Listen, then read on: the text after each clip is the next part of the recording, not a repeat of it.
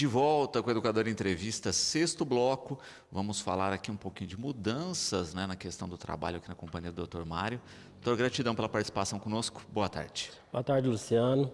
Eu que agradeço a oportunidade de estar aqui mais uma vez e poder esclarecer um pouquinho desse assunto. Perfeito. Trabalho em feriados, não é? A gente tem uma questão aí que não é uma legislação nova, doutor, você me falava, mas que agora passa pela aplicação, pela regulamentação e por ajustes nessa questão, correto? Na verdade, essa norma ela é a 36665 de 2023. Na verdade, ela é uma portaria, então, na verdade, ela é um ato administrativo que ela é editado pelo Ministério do Trabalho e Emprego. E já tinha antes outras normas, a mais recente que essa, inclusive, revoga, ela está revogando a 671 de 2021, que regulamentava esse trabalho feriado e domingo. A portaria 671 de 2021, ela deixava de forma automática, né, o trabalhos em feriados e domingos. Então ali tinha um rol de quem poderia fazer esse trabalho de forma automática. Que aí nós estamos falando do comércio, lojas, shoppings. E agora essa norma 36665 de 2023, ela revogou aquela, então na verdade ela só tirou, Luciano, esse caráter automático e colocou condições, né, para que esse trabalho seja realizado aos feriados e aos domingos. Muito bom. E quando a gente fala dessas condições, né, doutor, quais seriam e qual a importância das pessoas se atentarem a essa regulamentação? Na verdade, até há uma confusão, porque, como eu disse, na verdade não desobrigou o trabalhador de trabalhar nesses dias. Ela veio, na verdade, e colocou condições. Porque, como eu disse antes, então, a 671 deixava automático. Então, ficava a critério do empregador fazer a escala de trabalho, desde que ele obedecesse ali um domingo, ao menos a cada mês, né, obrigatório, ou sinal de compensação, e ficava tudo certo. E não teria como ali o empregado se negar a trabalhar, porque estaria até deixando de cumprir uma ordem do trabalhador. Agora, com essa nova portaria, que assim, e é bom que se diga, até antes de eu seguir aqui, que ela foi editada lá em 2026. Veja, até nós já estamos em janeiro de 2026, então há quase 3 anos, e ela ainda não entrou em vigor. Agora ela está marcada para entrar em vigor dia 1º de março de 2026, mas ainda não se sabe se efetivamente ela vai entrar. Se tudo correr dentro dos conformes, ela entra em vigor dia 1º/3 e já vai haver, porque a norma já existe, ela já está publicada, mas já vai haver, a partir do dia 1º, a fiscalização, certo? E essa norma, o que ela faz? Essa portaria, né? O que ela condiciona? Na verdade, eu até vejo essa portaria, e aqui me perdoe os sindicatos, como um lobby. Porque ela não proíbe o trabalho, ela só condiciona que esse trabalho ele deve ser feito através de quê? Desde que haja convenção coletiva ou acordo coletivo. A convenção coletiva ela vai ser feita entre o sindicato dos empregados e dos empregadores, sindicato com sindicato. O acordo coletivo ele pode ser feito pelo empregador com o sindicato. Então, por exemplo, pode a empresa X, né, se adiantar, porque nós já estamos aí há menos de mês, na verdade, do dia 1º, pode a empresa se adiantar, procurar o sindicato ali da sua categoria, por exemplo, do comércio, e fazer um acordo coletivo. E lá dentro desse acordo coletivo, sindicato e empresa vai negociar algumas situações, permitindo aquele trabalho dia. Então, digo mais uma vez, não é que essa norma proibiu ou desobrigou, ela só colocou condição. E essa condição, na verdade, ela não está estabelecida, ela vai ser estabelecida através de negociação, ou entre os sindicatos em caso de convenção coletiva, ou entre a empresa e o sindicato da categoria. Muito bom. Essa ação coletiva, né? Sempre que a gente fala da convenção, desse estabelecimento, não é?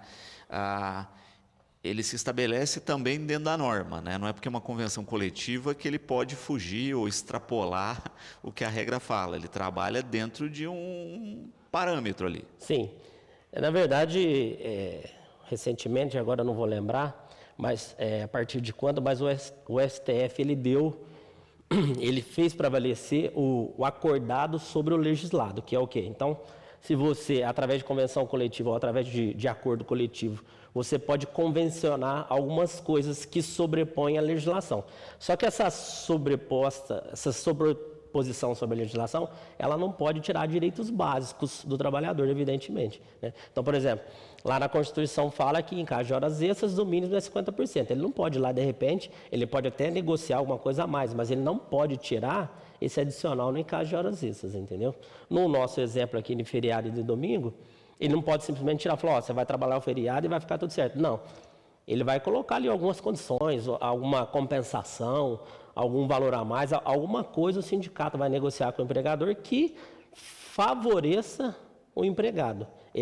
Veja, mais uma vez, essa convenção, esse acordo, ela não vai tirar direitos do empregado. Na verdade, ela tenta adicionar direitos, né? Acrescer aquilo que já está previsto na norma. Perfeito, perfeito. Também aqui, não é, o José Carlos falando a respeito de punições pelo descumprimento, não é? Todo mundo tem que ficar de olho nessas convenções e seguir, porque a gente sabe que, principalmente quando a gente fala de legislação trabalhista, há punições muitas vezes severas. Quando a gente, com relação ao empregado em si, não vai haver punições. Para o empregado, na verdade, ele não vai ter prejuízo. Mas para o empregador, se evidentemente essa portaria ela entrar em vigor no dia 1º, ele vai ter que se regularizar com essa relação que eu estou falando. Ou ele vai procurar esse sindicato para fazer um acordo, ou vai haver convenções, porque a partir desse 1º/3 já vai haver a fiscalização e sim. Se tiver havendo trabalho de feriado, se o fiscal chega lá num feriado e o pessoal está trabalhando e não tem um acordo conventivo ou não tem a convenção, possivelmente haverá aplicação de multa. E possivelmente pode haver aí também uma ação trabalhista, né, do empregado aí discutindo essa situação. E o Augusto perguntando aqui, né, doutor? A gente falou que não é uma questão legal, que é uma portaria do Ministério especificamente. E aí ele pergunta, né, existe a possibilidade de, né, leis em trâmite no Congresso e etc., né, se aprovadas, colidirem com essa questão? Sim, veja bem, quando a gente está falando de portaria, como novamente eu digo, é um ato administrativo do Ministério do Trabalho e do Emprego. Não tem nada a ver com legislação e essa portaria até numa escala hierárquica que ela está bem aqui embaixo, a Constituição lá em cima.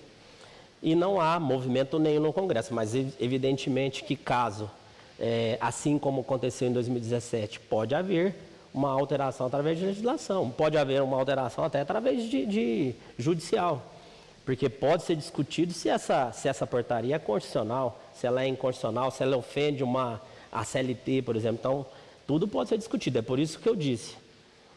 Não sei, está marcado para o dia 1º, mas até dia 1º pode acontecer muita coisa nesse intervalo ainda.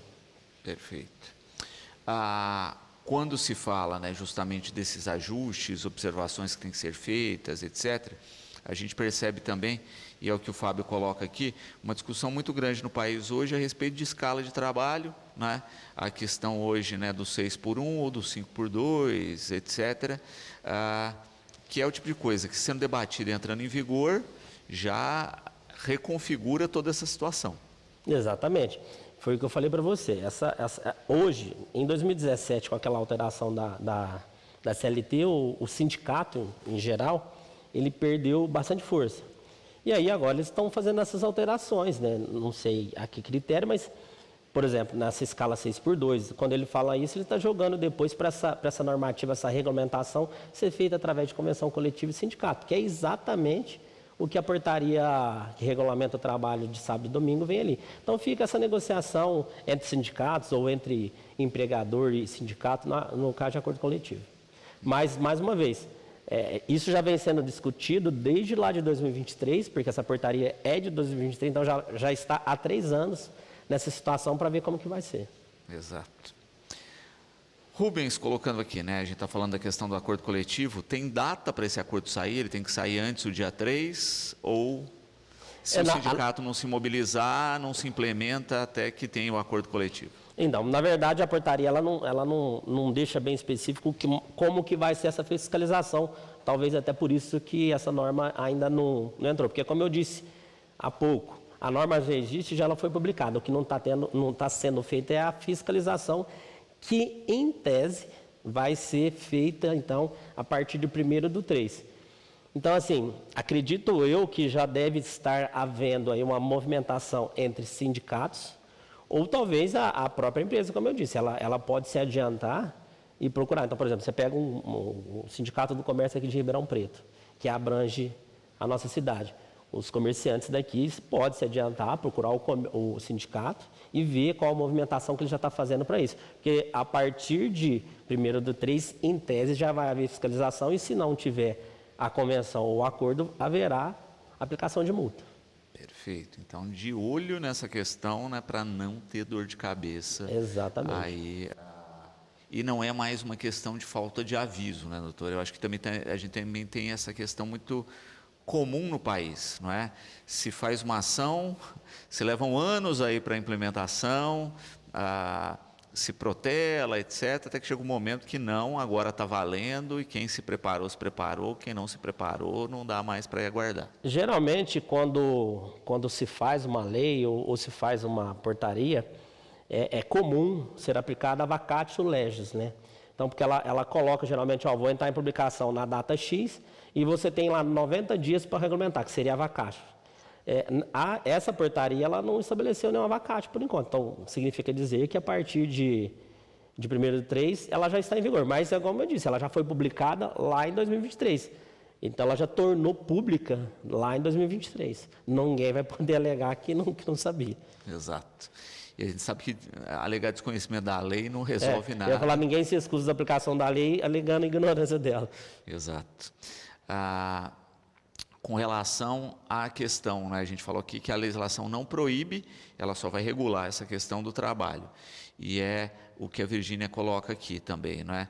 Com relação da troca dos funcionários, né, de ter um rodízio aí para esse trabalho, o que é fundamental, e ela coloca, né, de empresas que acumulam muito essa função em alguns, poupando outros, né? Por isso, até eu acho importante esse comentário dele. E aí, quando você me perguntou das condições, o que pode ser colocado na convenção? Isso, por exemplo, poderia ser discutido, né, num acordo coletivo. Então, por exemplo, no exemplo, o funcionário vai trabalhar feriado, vai trabalhar domingo, mas ele não pode trabalhar 4 domingos direto, porque senão ele está ofendendo aquele princípio que pelo menos um tem que ser direto. Ou senão pode colocar o seguinte, não pode ser o mesmo funcionário todo domingo. Então, tudo isso pode ser negociado. Perfeito. Por justamente isso, né? A questão prática também é da qualidade de vida, né? Aos funcionários, né? Esse é o entendimento, não é? E nada como um bom diálogo para regular e não prejudicar nenhum dos lados. Não, é o que eu disse. Primeiro que precisa haver, mais uma vez, não há impedimento. Então, assim, às vezes o empregador, a partir do 1º/3, o empregador vai chamar o funcionário para trabalhar no domingo, não vou trabalhar que está proibido. Não está proibido. Ele pode, inclusive, trabalhar, ele vai ter o direito de receber lá, se não for compensado em dobro, tudo certinho. Mas que se não for regulamentado, haverá punições ali. A pergunta do espectador aqui. A norma não é só para feriados, é feriados e domingos, correto, doutor? Isso, correto. Essa portaria, ela abrange os trabalhos nos feriados e aos domingos. Perfeito. Que é importante isso também, né, para se destacar, porque a gente tem anos com variação de feriados aí, com menos feriados, etc. Mas domingo é rotina, né, e tem que se respeitar essa questão. Sim. Também destacando, né, eu acho importante colocar aqui que é a pergunta do Kleber, né, a norma ela não proíbe trabalho nessas datas, ela regulamenta. Exatamente, foi o que eu falei. Está havendo talvez uma confusão que está falando, é proibido trabalhar os feriados e domingos. Não, a norma não está falando isso. Ela só está regulamentando, na verdade ela só está jogando essa regulamentação, ela nem regulamenta, ela está jogando essa regulamentação para que ela seja feita através de sindicato, através de convenção, acordo coletivo. Então, assim, mesmo que às vezes, num exemplo clássico, mesmo que às vezes o empregador ele não fez o acordo, vai haver o trabalho? Vai, ele vai pagar por isso, se não houver folga, ele vai pagar as horas extras 100%, mas, talvez, em caso de fiscalização, há uma aplicação de multa, mas ele pode sim exigir do funcionário que o funcionário vai trabalhar. Perfeito.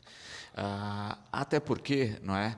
e o Ivan coloca também isso, mesmo que no futuro próximo seja aprovada a escala, né, 5x2, aí se tira a escala 6x1. Ainda assim, né, nós teremos que ter pessoas que trabalhem em feriados e trabalhem em finais de semana. Né? Que vai acontecer exatamente o que eu estou falando. Se ficar aprovado 5x2, vai haver a negociação através do sindicato, porque hoje o acordado prevalece sobre o legislado e vai haver o trabalho da mesma forma. Exatamente. Não é? A questão justamente é essa, né? A adequação. Exatamente. Né? Na verdade, assim, e aí, detalhe, quando eu estou falando, isso é bom que fique bem claro. Quando a gente está falando de trabalho de feriado e domingo, a gente está falando do setor privado. Porque aqueles serviços essenciais, saúde, isso não precisa de regulamentação e essa portaria não abrange esse tipo de trabalho. Exatamente. E isso é interessante se destacar. Né?